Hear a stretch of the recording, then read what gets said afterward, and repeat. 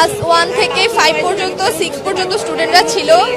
আমার হাতে যে ছিল তার 95% তো পড়া গেছে, আর আমার সাথে আমার একটা ভাগ্নি আসছিল, ওর 20% পড়ছে, আর আরেকজনকে দুজনকে আশঙ্কাজনকভাবে আইসিইউতে রাখছে।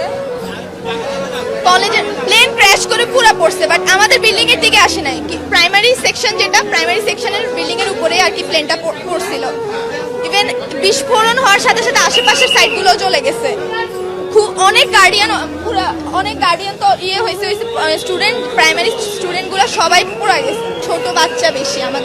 আমাদের ওটা প্রাইমারি সেকশন, স্কুল সেকশন ছিল, ওখানে কেজি 1 থেকে 5, 6 এইসব স্টুডেন্টস আছে। ক্লাস ছুটির সময় হবে, কিছু বাচ্চা গেটের সামনে ছিল, তারা জানতোই না, চোখের পলকে হয়ে গেছে। ডক্টর বলেছে সাইন লাগবে, ওর গার্ডিয়ানকে কল দেওয়ার পরে ওর গার্ডিয়ান বলল যে আমাকেই সাইন দিতে। এখন আইসিইউতে আছে, বলেছে যে আরো 1-2 ঘন্টা পরে টাইম লাগবে, তখন যেতে বলেছে। আনুমানিক বলতে পারবো না, 100-200 বেশি তো হবে।